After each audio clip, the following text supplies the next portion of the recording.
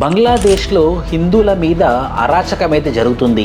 December మంత్లో దీపు చంద్రదాస్ అనే మనిషిని చెట్టు కట్టేసి కిరోసిన్ పోసి తగలబెట్టినటువంటి ఘటన ఇప్పుడు అన్ని చోట్లలో వైరల్ అవుతుంది. అసలు ఏం జరిగింది? ఈ దీపు చంద్రదాస్ అనే మనిషి మైమన్ సింగ్ డిస్ట్రిక్ట్ బంగ్లాదేశ్ సంబంధించినటువంటి మనిషి. ఇతను ఇస్లాం కి వ్యతిరేకంగా మాట్లాడుతున్నాడని చెప్పేసి ఒక రూమర్స్, ఫేక్ న్యూస్ రావడం వల్ల మాబ్ నియర్లీ ఒక 1000 మంది ఈ దీపు దగ్గరకు వచ్చేసి నన్ను పట్టుకొని ఇతని కొట్టడమే కాకుండా ఒక చెట్టుకి కట్టేసి ఇతని కాలబెట్టడం జరిగింది. ఈ వీడియో అయితే వైరల్ అయింది. కానీ తర్వాత rapid action force of Bangladesh ఏదైతే ఇన్వెస్టిగేషన్ చేసిందో వాళ్ళ ఇన్వెస్టిగేషన్ లో ఏమని తేలిందనంటే అతను ఇస్లాం కి వ్యతిరేకంగా ఏవీ చేయలేదు, ఇదంతా misinformation, fake information, fake news, అంత రాంగ్ ఇన్ఫర్మేషన్ అని చెప్పి వాళ్ళ ఇన్వెస్టిగేషన్ ఏజెన్సీయే చెప్పింది. సో ఇలా హిందువులకి భద్రత లేకుండా హిందువులను టార్గెట్ చేస్తూ హిందువులను చెప్పేటటువంటి ఒక సందర్భం అయితే చాలా భయంకరంగా బంగ్లాదేశ్ నెలకొంది. ఇండియా పట్ల, హిందువుల పట్ల ఒక వ్యతిరేకత అయితే ధోరణి అయితే ఉంది. ఈ కాంటెక్స్ట్ లో